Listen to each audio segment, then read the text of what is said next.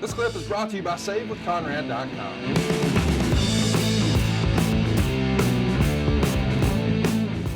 My goodness. We get lots of questions like this. I mean, we probably got this one 17 different ways. Ahmad wants to know, what is your relationship like with Vince these days? Oh, God. Well, we haven't had breakfast this week together. Ahmad, is professional, is polite. You may roll your eyes, Ahmad, about this, but we're civil. Yeah. We're friends. You can't work for somebody for 26 years and have the experiences together that Vince and I had without having something more than just the wrestling business tying us together. And we did not have a one-dimensional friendship. The tragedies of Jan getting killed, my wife, Jan getting killed, people step up. That's when you find out who's who. Right. And Vince stepped up. A lot of my friends stepped up. So I consider Vince a friend. We will always have philosophical differences. But what the hell does that mean? Is that an indictment, Conrad? Should I feel bad that he and I don't agree on everything? Look, you believe in your heart, deep in your heart, that Alabama is the greatest football program in the history of college football. Without a question. Yeah. Well, there's some people that don't agree with you. That don't mean you're something wrong with you. Because you can go on your tire. Well, we've won 8 titles and we've done this. You have. It's a great program. It's my second favorite program. But I'll never put Alabama over Oklahoma because that's my home. So it's just a different thing, man. It's just a different deal. But Vince and I get along. We text, special occasions. Something happens. Unfortunately, somebody's passing. Sure sad to see so-and-so, transition, whatever. He always returns my text messages. And he sent me a text message the other day, and we're just chatting. So I don't know, man. Everybody reads something into something, Conrad. Well, there's got to be some damn dirt. God damn it, we need dirt. Son of a bitch. Where's the dirt? I don't want to know what you have for breakfast. Who gives a shit, JR? Nobody gives a shit. I want fucking dirt. If you don't give me dirt, then I'm not going to listen to your goddamn show anymore or your Grill and JR podcast. That's what we've got to have. We need it. We want it. We need more the derisiveness, and we need more goddamn combative nature in our world that the world doesn't give us. So it's fine. I can tell you this. I really believe this. If I was not working for AEW and I needed money, which by the way is not going to happen, then and I needed something that Vince McMahon could facilitate, he would do it. He would do it. Well, but that's not dirt. Yeah. I don't know huggy feely chase a hug shit. I want dirt. Goddamn, JR. You know why we listen. So anyway, yeah, it's our relationship is a lot more personal, which is nobody's business but mine and Vince's, than it is business-wise. We don't discuss business ever whatsoever. So that's kind of where we are there with that. I'm proud to have him as a friend. You can't get too many friends, Conrad. You just can't. That's right. He made me a lot of money. Yeah. He always was loving and respectful to my late wife. He made our lives better. And I don't forget shit like that. Oh, yeah. Well, what about the time he's Dr. Heine and he pulled your head out of your ass? Yeah. What's your point? Right. It's fiction. Was it distasteful? I thought so. Right. But was it the end of the world? No. Of course not. It closed raw. I felt pretty damn good that my topic, my persona, closed at Raw show. I'm not saying I'm bragging about it, but at least it's positioned in a unique way. So, yeah, no, he and I have and look, I pay more attention to that kind of stuff. The older we get, and those that don't are fools. Those that don't are fools. I bet you $100 right now to $1. That's good odds, by the way, Conrad. if you could have one more chat with Jimmy Crockett, you'd do it. Right? Of course, 100%. Because you had an experience that was valuable to you, that meant something to you, and one that you had never expected would happen. And when it did, it was better than you dreamed it was going to be. Yes, because you did great work on that interview. Nobody could have done that any better than you. I promise you. So, that's kind of where we are with that deal. It's a personal relationship that we try to maintain some sort of contact with, but some sort of contact meaning his birthday, my birthday, Christmas, that type thing. So, it's real simple. There's two different relationships: the business side and the personal side. Business side is non-existent. The personal side is still in place. Fun question for you here. The Heel Pop wants to know: are there bedrooms in Titan Towers due to all the late night meetings? No. I've never seen a bedroom in Titan Towers. Of course, I don't know if I haven't been in all the secret. Oh, there are secret rooms. Oh gosh. Oh yeah. Oh yeah. There may be bedrooms in those secret rooms, pal.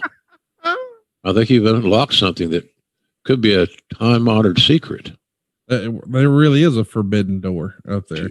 Oh, Eric wants to know: how good do you think Vince McMahon was as an announcer? Better than people give him credit for being. I agree. Much better than people give him credit for being.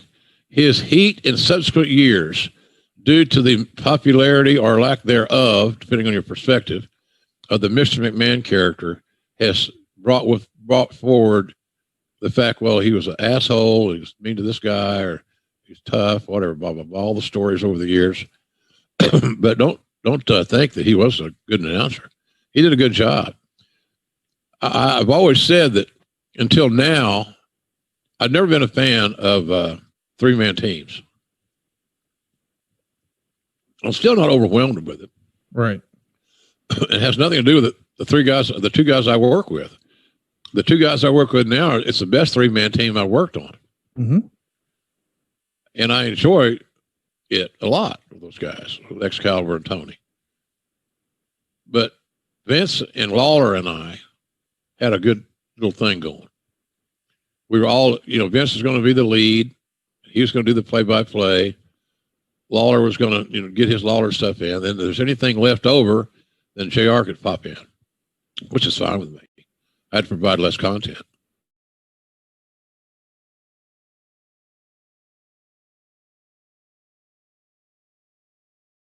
Where they ended up, where they were positioned in the middle of the ring, knowing that it meant so much to them as individuals. It was very special. It'll be hard to ever replicate ever again. It's sad that both guys are no longer with us. But that was a night that I'm sure that if they had lived to be 100, they would never forget that night. And neither will those of us that were there.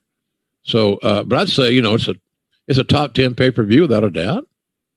Just don't know exactly where it ranks. I like WrestleMania 17 in Houston was always one that I liked because of the card I thought was outstanding, and some things were really terrific that some people didn't think are going to be as terrific. And I know we're going to do a WrestleMania 17 show coming up in a few weeks. Yeah. I should mention off air, I got my calendar screwed up with you. We're doing WrestleMania 17 next week. What? Close to that anniversary. And of course, the following week, we're going to be talking about Mankind's 96 and 97. Of course, it's hard to believe that Mick Foley debuted in the WWF 25 years ago, but that's what we'll be talking about. Cool. I do want to ask a couple more questions, and we'll wrap this one up. This is an interesting one from KC. He says, do you think that social media has created a pro wrestling fan base that demands instant gratification, and that's why storylines aren't booked for anywhere from 6 months to a year in advance like it was back in the good old days? A lot, yeah, KC, and I love your band, by the way. The Sunshine Band is one of my favorites. Yeah, I listen to them all the time on my 8-track in my Lexus. Your Camaro, yeah. Josh Edkins wants to know, who do you think was a better heel, Vince or Stephanie? And who would have been a better babyface between the two in their brief spells they had as babyfaces on TV? Well, I've always said that Vince was the best heel in Attitude Era. Yeah. And I believe that. But if he was 1, she might have been 1A. Yeah. They were both had those great heel qualities. You know, I told a story ad nauseum about telling Paul Heyman one time, I said, God damn, you're easy to hate. You really are, man. He looks at me, you know, with astonishment, like, I can't believe you'd say that. I said, if you think about it, genius, it's the best compliment a heel can get. Yes. You are easy to hate. You know your role. You know how to portray your role as a villain, so that I want to see you have misery and discomfort and angst. So then he got it, and he wanted to hug, and he's too sweaty. But Vince is the best heel. Stephanie evolved into a great heel as well. Yes. So, you know, I don't know. They both did their roles real good. They were kind of playing out their fantasies. You know, what Stephanie saw Vince do, she had no issue trying to emulate it. Right. And it worked. It worked. So that's not a bad thing, quite frankly, at all. So Vince will always be at the top of my list there. He was just easy to hate as a character. Mr. McMahon. Yeah, Mr. McMahon was easy to hate, Conrad. The heel pop wants to know, I'm sure Vince McMahon called you plenty of times in the middle of the night, but do you remember what the most random question asked that you can recall? So was there a really random call where you woke up out of a dead sleep and you're like, what the fuck was that about? Well, no, not really. I mean, he probably was awake. You know, he slept about 3 or 4 hours a day. Right. He didn't call me. I don't have an answer for that question. I don't have an answer. Right. He never called me in the middle of the night and said, how was your day? Or what'd you have for lunch? Or what'd you think of the specials today at the cafeteria? No. It would always be business oriented, and it would be him thinking about something and needing an answer. What do we do about so-and-so's contract? What are you going to do about so-and-so's grievance about his WrestleMania payoff? Things like that. Things that popped into his head. He just wanted an answer then so he could move on to what else he was doing. But it was that didn't happen that much. My God, Conrad, I was joined to the hip with him. Right. It was just like, you know, our friend Bruce Pritchard. Yeah, he's at the hip now. Yeah. He's attached. Yeah. And I'm sure that he and Vince talk at night occasionally, but it might not be as much as you think because they're together so much other than overnight. Yeah. Right? So, but yeah, that's how that worked. But he was, you know, we never had those casual conversations in that regard. I had plenty of opportunity during the day. If he wanted to have a casual conversation, sit back in his chair, get a laugh, you know, whatever, without him calling me at night. If he called me at night, I knew it was serious, and serious to him. Right. You know how it is. You run a big company, you know, saveconrad.com. Appreciate the plug. Sure. You need it. I know you're hurting.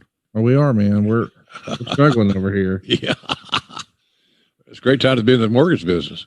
Hey, it's Conrad Thompson. Thanks for checking out the podcast here on YouTube. Be sure to hit the subscribe button and the notifications bell so you get a notice anytime we upload some new content. And go save yourself some money right now. If you're in a 30-year loan or you have credit card debt, it's not a matter of if I can save you money. It's a matter of how much. Find out right now for free at savewithconrad.com.